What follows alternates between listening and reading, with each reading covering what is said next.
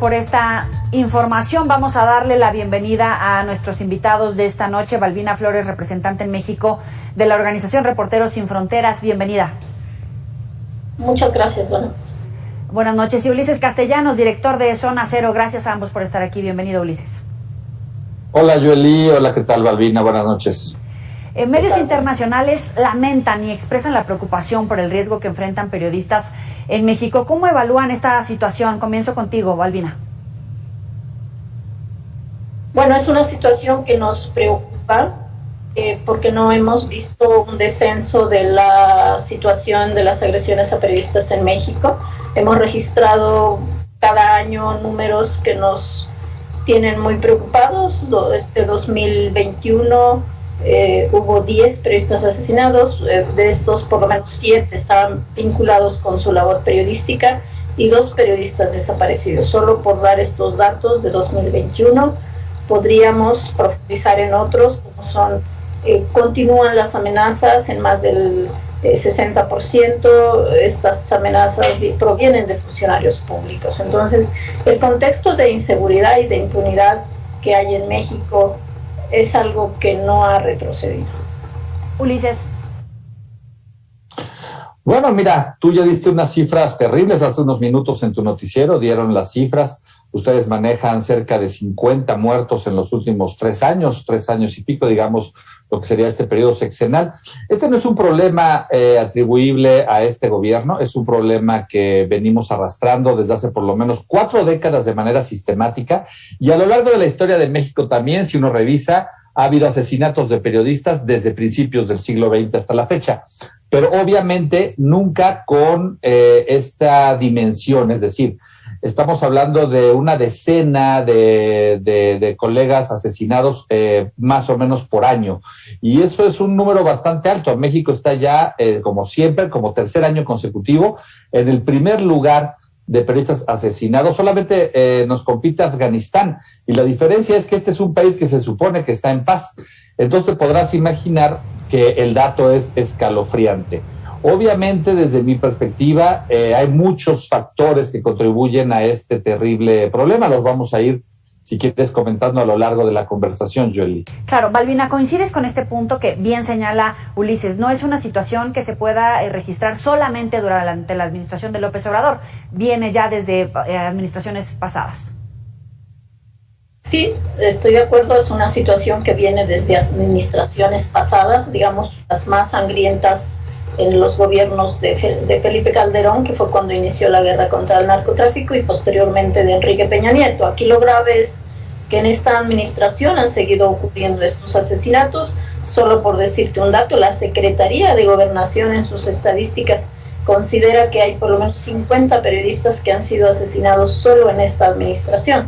Obviamente ahí nuestras cifras se quedan cortas porque nosotros registramos ahora 28 con el caso de Lourdes. Entonces, lo cierto es que la situación no ha mejorado, las condiciones de inseguridad, la violencia en diferentes estados de la República se ha exacerbado. Hace rato alguien me decía, ¿por qué pasa esto en Baja California? Porque las condiciones de violencia están resurgiendo en algunas regiones del país y eso no ha cambiado. Es decir, hay un contexto de violencia que favorece estos asesinatos. Lo más grave y lo único que yo recuerdo es que estos asesinatos tan seguidos tan solo los habíamos registrado en 2011 en el gobierno de Javier Duarte en Veracruz. Y a nivel federal, ¿por qué tenemos esa gran expectativa con la administración de López Obrador? ¿Por qué se parte del punto de que tendría que haber sido diferente con López Obrador versus, por ejemplo, Felipe Calderón en la guerra contra el narcotráfico, Ulises? Bueno, porque se supone que hay una ruptura de las viejas alianzas y viejos pactos que había con los regímenes anteriores. Si consideramos que durante los últimos 40 o 50 años este país ha estado gobernado por el PRI y en 2 periodos por el PAN, pues se supondría que llegando al 2018 con un tercer partido que no tiene vínculos con el crimen organizado y que presume, digamos, de una militancia y de funcionarios públicos, digamos, honestos, pues se supondría que se tendría que frenar esto. El problema está en que el narcotráfico, la verdad es que no tiene colores de partido. La actividad del narcotráfico en nuestro país, digamos, desde los 80s, que se intensificó después de que se empezó a tomar el control de lo que producía Colombia y que México se convirtió en el verdadero protagonista del paso de drogas hacia Estados Unidos, digamos que convirtió a nuestro país en el país, digamos, en la meca de la industria del crimen organizado y del narcotráfico. Esto trasciende, por supuesto, colores partidistas. Hay quienes calculan que hay más de 1 millón de mexicanos vinculados, trabajan de alguna manera para el narcotráfico. Con esa cantidad de personajes trabajando en todo lo largo y ancho del país, no solamente es obvio que va a haber este tipo de expresiones, asesinatos de periodistas, sino que lo vemos con las cifras diarias de asesinatos de ciudadanos en términos generales. En este país mueren más de 100 ciudadanos de distintas profesiones y de distintas vinculaciones o no con el crimen organizado, pero que mueren de manera violenta todos los días.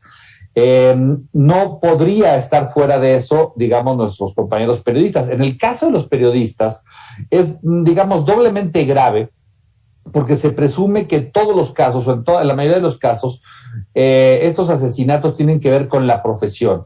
Y si se está atacando al mensajero para detener información o para detener investigaciones o para evitar que se conozca la verdad sobre el tráfico de droga o de tráfico de personas en nuestro país, pues evidentemente resulta ser grave. Ahora, es muy importante aquí considerar que el gobierno tiene sí una corresponsabilidad en lo que conlleva, en lo que tiene que ver con un ambiente de seguridad y de cero impunidad. El otro factor que incrementa estos números de manera demencial, siendo noticia internacional cada vez que pasa esto en nuestro país, es el nivel de impunidad. Tú diste un dato hace rato, tu compañero dio un dato aquí del 90%, solo en caso de investigaciones de periodistas, 90% de impunidad. Pero el promedio del país está en el 98% de impunidad para todo el resto de asesinatos. Entonces, si tú tienes esos niveles de impunidad, es decir, si en 9 de cada 10 casos no te van a atrapar, matar a un periodista resulta muy barato. Le sale barato, Balbina, y también este punto que ponía sobre la mesa Ulises, que en realidad hay un rompimiento entre los gobernantes y los grupos delincuenciales, porque tal parece que no ha habido ninguna ruptura.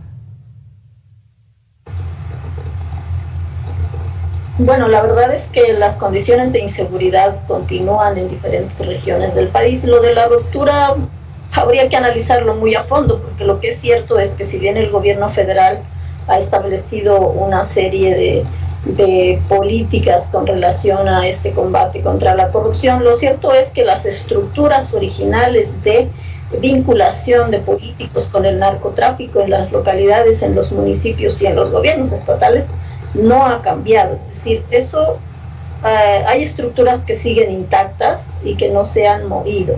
El tema de las investigaciones, por ejemplo, donde hay vínculos con el narcotráfico, en los últimos asesinatos recientes hemos encontrado elementos suficientes para decir que son asesinatos donde están vinculados funcionarios públicos, autoridades municipales, por ejemplo. ¿Representa el mismo riesgo cubrir o denunciar actos de corrupción en política o dar cubrimiento a grupos del narcotráfico u otras informaciones? ¿O qué registros tienen, Balbina?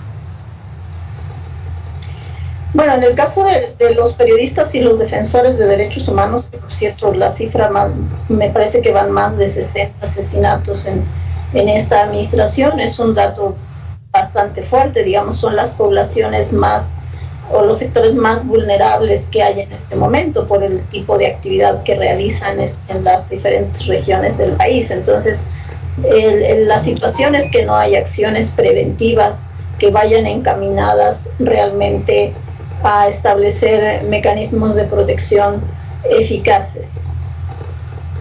Ahora, algunos medios están prefiriendo evitar ciertas coberturas, tal vez estamos cayendo en autocensura con tal de garantizar la seguridad de los comunicadores. ¿Cómo lo registras tú, Ulises, sobre todo en el contexto de la información a la que los ciudadanos no tienen acceso? Mira, es inevitable que exista temor por parte de los colegas que cubren temas de narcotráfico o de corrupción criminal vinculados al crimen organizado y donde hay además personajes, digamos, con poder político. De hecho, te diría, en México en realidad es bastante complejo cubrir el narcotráfico. honestamente es muy difícil, realmente no hay posibilidades de hacer investigaciones reales. O sea, ¿quién ha estado en la casa del Mencho? ¿Quién ha tomado fotografías reales de las guaridas de los grandes capos? Nadie en realidad, porque no hay forma de llegar ahí sin que te cueste la vida. En realidad, apenas se cubre la superficialidad alrededor de lo que pasa en el tema de narcotráfico. Y por eso, tanto los narcotraficantes como sus cómplices del lado civil, ya sean autoridades municipales o estatales, pues pretenden siempre cubrirse. La verdad es que este país es campeón en la simulación y los políticos que están a nivel municipal están tan vulnerables como lo están los periodistas locales. Es decir, en cualquier municipio de este país te pueden matar o pueden matar a tu familia por no ponerte de acuerdo con el narco local. Tenemos un problema estructural en el país. Tenemos una policía muy mal pagada, tenemos una policía muy mal preparada, tenemos una policía rebasada absolutamente en términos operativos. Hay más asesinatos y problemas que requieren atención de la justicia de los que el personal puede cubrir. Solamente cuando se trata de periodistas o de personajes públicos es cuando se le presta atención y se le dedica tiempo y todo el mundo voltea hacia allá. La verdad es que es un problema al que quien lo quiera atender y lo quiera atajar a nivel estatal o a nivel federal tendría que hacer un verdadero esfuerzo. ¿Y en qué radicaría ese esfuerzo? En dar presupuesto, dinero y capacitación a más y mejores policías de investigación, pero además también garantizarles la vida a ellos para poder detener a quien sea responsable, en este último caso, lo que pasó con la gente de Tijuana en esta semana, para dar con los responsables sin que ellos se vean afectados. ¿Quién en este país va a investigar a los grandes capos o a los grandes políticos si al final esas investigaciones van a terminar con sus propias vidas? ¿Quién? Aquí no opera el FBI, ¿verdad? ¿Por qué es eficaz una policía internacional o la Interpol? Porque está garantizada su integridad, pero aquí no lo está, y ese es el principal problema, en donde las investigaciones, por supuesto que no llegan a nada, porque no hay quien lo vaya a hacer, no hay quien se vaya a comprometer a investigar estos hechos. Es muchas veces más los familiares, los amigos, otros colegas periodistas los que aportan información que las autoridades que tenían la responsabilidad de hacerlo. Entonces, es un cuento de nunca acabar, porque al final muchas veces esa amenaza, ese acoso o esa bala no viene de elementos integrantes del narcotráfico, sino, como bien comentas, de algún político estatal o a nivel federal que no le gusta esa información. ¿Estamos sentenciados los periodistas cuando incomodamos a ese personaje político o del crimen organizado, Balbina? Sí, bueno, los periodistas somos indeseados en cualquier lugar. Un periodista que hace investigación sobre narcotráfico o que hace investigación o críticas. El caso de Lourdes es muy especial. No sé si ustedes lograron ver todos sus programas que ella logró publicar, brebajes, en su programa Brebajes, donde hacía críticas muy fuertes y muy ácidas en contra del exgobernador de Baja California, Jaime Bonilla, ¿no? Entonces, no solo tiene que ver con narcotráfico, tiene que ver con políticos, tiene que ver con funcionarios públicos que se sienten exhibidos, que se sienten tocados cuando pareciera que son intocables. Entonces, creo que es muy compleja la situación en México para las y los periodistas, que son indeseables en cualquier lugar cuando investigan situaciones de corrupción, violaciones graves a derechos humanos, etcétera. En medios internacionales han hecho eco del tiempo que se dedica en las conferencias mañaneras a exponer a periodistas y medios de comunicación como un precedente que puede fomentar la agresión a los periodistas. ¿Coincides, Ulises? No. Ese ya es un sesgo de personajes que detestan a la mañanera, que no les gusta el presidente. Si bien es cierto que el presidente ha sido rudo con algún sector de la prensa corporativa, eso no tiene nada que ver, desde mi perspectiva, con lo que está pasando en el país. Porque en los sexenios anteriores, que había excelente relación de los presidentes en turno con todos los periodistas, también mataban periodistas. Entonces no tiene nada que ver la mañanera.